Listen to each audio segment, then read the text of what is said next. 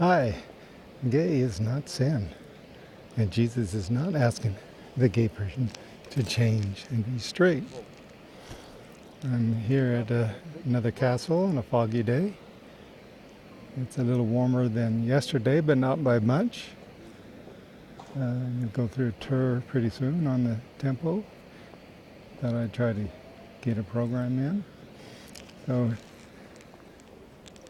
anyway, we're living closer and closer to the last days, and Jesus is about to return, and it might be a good time to start thinking about your life and thinking about Jesus and what's that story all about. Is there more than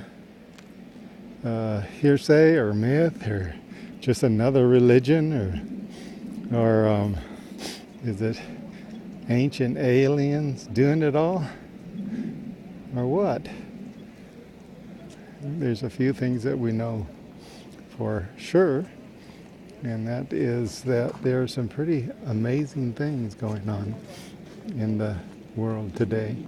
And they're finding a lot of things that were back that seem like it's beyond the time that we can imagine. And there's some ruins of places, mega structures that seem to be way past 10,000 years ago. And it's like the further back you go, the more advanced they get. So there's a story we're going to learn one of these days. In the meantime, you got to remember, it's covered in the Bible. It talks about the ancient societies before Adam and Eve, before the first flood. Remember, before God made Adam and Eve, He the whole earth was covered with water, and it was dark. Well, something happened because it wasn't always that way. And scientists, I mean, it's just like, it's almost beyond doubt to know there were things before 10,000 years ago, or 6,000 years ago, because about 6,000 years ago, God made Adam and then took out of his bone Eve. And 1,000 years later was a second flood. And then there's some things in the Bible that are obscure, and a lot of it you have to just believe it, or just have as much faith in believing in what was beyond the first flood as maybe in more faith than believing in Jesus. Because at least Jesus, when you accept him, you have a personal relationship, and that's pretty obvious and everything. But it's kind of scary sometimes when you think about structures that were way before the time of Adam and Eve. Now we're on Mars, and we're seeing things that look like cities and everything, well-established cities. Like there's going to be lots of life whenever we find out. I mean, we already know. The rovers are already taking really good pictures, except they're not sending them down to us. You can look at the rovers' pictures every day, and most of those images that they tell us is raw images are painted over. You can see in the images that come from Mars, blurred areas, airbrushed over, on and on and on. Whole mountainsides are actually put in there that aren't there. You can go over various pictures of the same spot, and the whole gobs of rocks are missing because they put a whole different scene in there. But anyway, that's another story. That's kind of just an exciting thing, because the universe, the solar system is important in these last days, and it has been all along.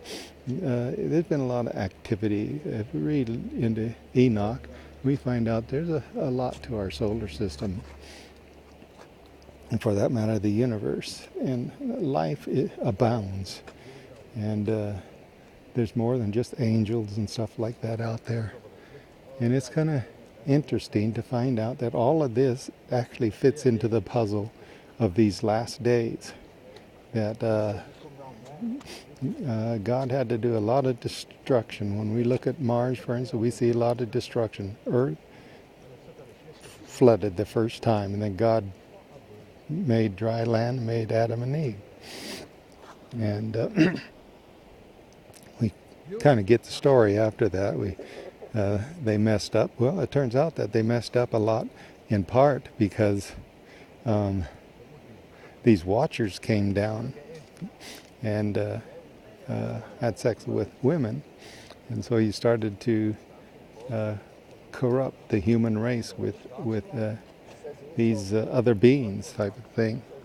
And it finally got so bad and that God had to kill everybody except Noah and his family and make the flood. And after that, we see that it all began again. People spread all over the world, and another batch of watchers came down, did the same thing. And so now we have another whole half-breed. What else can you say? It's half human, half watcher. And you can define watcher whatever you want. The Bible says sons of God. Ancient astronaut theorists says ancient aliens, and if you think angels, you kind of have to wonder how are angels compatible with humans. But at any rate, how could any other species be compatible? But apparently they are, because the Bible said there was a lot of offspring and they became famous or infamous. And then you have a million conspiracy theories that tell us, hi, how are you doing? Tell us their whole spew on it. And so something's going on out there. You can get really wild and talk about some of these people that believe Mars is a base for the invasion. Remember, at one point, the hordes come out of the ground, like really evil demons or something, worse than ever. Going to come out of the ground in swarms to start destroying everybody on Earth. Well, there happen to be some interesting facts. Some of it's based by science, some based by people that say they're eyewitnesses. And that Mars is still inhabited by a large number of beings. Some people call them Martians, I guess. Some others say, well, they're just from another star system. And anyway, there are some things that images that indicate large, good position here maybe, or maybe not, large cities on there that can have quite a bit. Some say there's probably 500,000 plus humans there too. And they have some sort of technology or something that they can get to Earth in a lickety split and open up underground places where the swarms can come in. It's almost like you can hear all these, as it were, conspiracy theories that puts together something that has science behind it, that has eyewitness behind it, that has people that you have to wonder, you know, there's a good story. Doesn't mean it's real, but it means that there's something more to life than meets the eye. If you just look at the way that a lot of prophecy teachers teach, it's just like magically Antichrist will come to power and Jesus will return. and magically we'll all leave Earth before any trouble happens, and somehow some leader that will be the Antichrist will just somehow come to power, and all the countries will go right along with it, and somehow, but there's a lot of things that now are available. You can see on YouTube. If you don't want to read, you can click Google or the like and find it, and you can see all sorts of things that tell you that there might be real possibilities that the time is near. And it is. There are some. I mean, it just don't seem how another 10 years can go by, but there's been another 10 years go by, and then another 5 years, and we're still here. But the problem is that when the more information you find, it's actually worse than before. It's more sophisticated than before. Back in the early days when I accepted Jesus in 1974, it was almost like a magical scenario. They can have some world event reports going on and some indications of power grouping into nations that could fit to a one world order, but it was so vague back then, and we didn't have any way to know anything what was going on, and yet at times it was awfully scary to watch these things. Back then even, back then it was more like Russia's going to nuke us or something. But now, that almost sounds like that would be the best way, because some of the things they got going for us here now is much more helpless feeling, because you can't do anything about it. There's no place you can hide. There's no place you can get away from it, and they just know too much, and you just kind of get to wondering what you're going to do. You got some people just saying, excuse me, saying just trust Jesus and everything will be fine. Yeah, that's a really easy way, Hey, yeah, Pastor, go ahead. Tell people, just trust Jesus. And then when they come crashing, knocking down the doors and forcibly grabbing you out of your bed and taking you off to some camp, you're going to wonder, well, what? And Pastor said just to trust Jesus. Yeah, trust Jesus for your eternal salvation. But you may also need to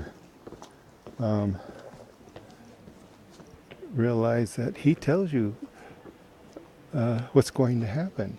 It's going to get bad out there. Antichrist doesn't like you. You got to take the mark.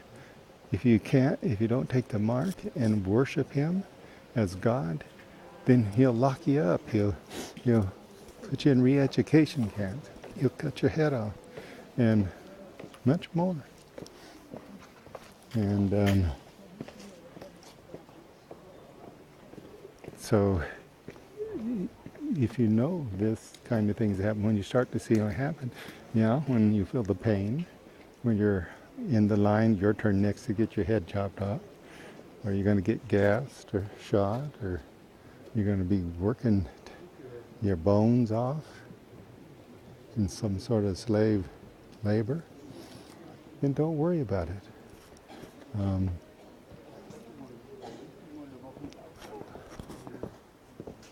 When all that is over, it will be time for the rapture, or you will die. And then when you die, then it may not be easier, because you got to get your wedding gown on. See, we're not ready for the rapture. We're not ready to get married to Jesus, to go to the marriage supper of the Lamb. We're pretty dirty. So what we really need is to put our wedding gowns on, but we have so much dirt. We got conditioning, traditions, false gospels. We got to figure out this modern version Bible stuff that we're reading, and that's a lot to shake off us, and we don't want to because we like what we know. We like our pre-trib, or post-trib, or mid-trib rapture idea, and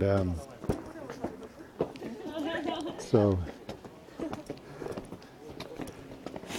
trying to move around so you can see more.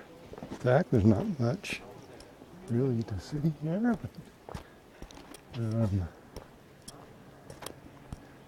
there's this sign up there telling you when next tour gonna be. And you just need to figure out, you want to condemn this group, that group, and the other group, and you're just finding that very hard to do. So something's got to happen to make it possible. Now, when you die and you still believe in Jesus, one thing that's kind of cool about that, you still love Jesus and you die. No matter how wrong you are about things, or how dirty you are, how false doctrine you are, how much you judged others, you believe in Jesus. When you die, now it's guaranteed. You still believed in Jesus, that he died on the cross. God rose him on the third day, and you accepted that work and you love him. It's a done deal for you. Once you die, but now you have to get through death's gate. And we have John saying, where's your victory? Where's your sting? He's talking to death's gate. That's because when you go through the death's gate, it's not a near-death experience. You don't supposedly see heaven or hell or your relatives or something like that. You're actually going to go through and not come back. When you come back, you've got stories to tell, and they're kind of muddied over by your own belief structure of what you thought you saw and what you wanted to see if that ever happened. But when you die, there's no more. They're not going to say, oh, you've got to go back. You're going to go through death's gate, and there you get fitted for your wedding gown. All your conditioning, false doctrines, everything, the damage modern versions did to you and so forth, is going to come off you. And you're going to be scrubbed, and you're going to see what is the meaning about sin and why you needed Jesus. And then you could put your wedding gown on. But we, which remain and are alive, we don't have the privilege or the luxury of guaranteed salvation if we die, because we're still alive. While you're alive, you have free will, you have choice. You could choose that man over there and think he's Jesus. You can turn your backs on Jesus. Jesus won't turn away from you. He won't, and nobody can take you from Jesus. You make a conscious decision to turn your back on Jesus. And a lot of this conditioning, false doctrines, pre-trib, mid-trib, post-trib, this is sin, that's sin, the other thing said, modern versions, everything is going to make it awful hard for you to hear what's being said. The two witnesses aren't necessarily going to be nice individuals, because they're going to bring all sorts of plagues, and it's going to not be fun. You're wondering, well, where's Jesus and all that? Why you being a Christian, this all happening to you? And it's not happening to you as you're thinking. It's trying to open your eyes to get you ready to see what you're doing. He sent the two witnesses to get your attention. You should listen to those two witnesses. And then your modern version is making it seem like Antichrist. He's really like the modern version. They didn't come into effect until the nation of Israel became a nation. And because otherwise modern versions would be just perfectly fine. Because overall, it pretty much gives you the idea about Jesus, and you can accept it and all that, fine. But the problem with modern version is once Israel becomes a nation, then that generation won't pass away. So we're living then in the time that the people that were born that day could be still alive when Jesus returns. And so now Satan can release other deceptions that couldn't be released and until Israel became a nation, and later on, and when Israel became a nation, then a modern versions can start conditioning people, and you need quite a while of conditioning, and decades needed to go by, and they've gone by. And while all of the elite of, as earlier I said, those that came down had sex with the women and their offspring, we got a lot of tares. You remember it says that Satan came down and planted tares? These are tares. God doesn't like these, as it were, half-breeds. Of course, these days, biologically speaking, probably every one of us on earth today has some kind of ancestry rooted in those that came down and had sex with the women. And it gets pretty complex of how there could be any pure humans left on earth. Unless there's a system that these elite are doing that hasn't come up in anybody's walk. Biology is biology, and so you have that opportunity to reject Jesus, because this man will come up and all the seeds have been planted and the tares have grown to fruition. They're embedded everywhere you need to go, and you don't know how involved it is. And you got to know that the time each day gets closer and closer, and it's going to be more difficult for you to tell the difference, because this man is going to use that modern version that you're conditioned on, and he's going to tell you things that you can say, oh yes, it's in the Bible, but it's not in the King James Bible. The King James Bible keeps the Christ in Jesus. Modern versions takes the Christ out of Jesus in every way it can, having 50,000 to 80,000 corruptions. King James only have a few corruptions, not many. They had 400 corruptions at one time, but they were all printing errors, and they were corrected within the first 50 years after it was printed. And now there's just a few. One place in King James that is corrupt, it says that that Jesus is good, but that's not what that verse says. The actual word is Jesus is God. So, but that's pretty significant, but that's just one of the few corruptions in King James, while the modern versions have 50,000 to 80,000, all in a subtle way trying to take Christ out of Jesus. It's almost time, people. So those of you that don't know Jesus right now, turn to him and say, Jesus, I believe you're the Son of God, and that God rose you on the third day. Forgive me of my sins and come into my life. A simple prayer like that gets you saved. Now ask Jesus to baptize you in the Holy Spirit. You'll speak in a different language. Read Acts chapter 2 and learn about this. You got a place of pain? Touch that place of pain right now. Got your hand on there? In the name of Jesus, be healed. See you next time.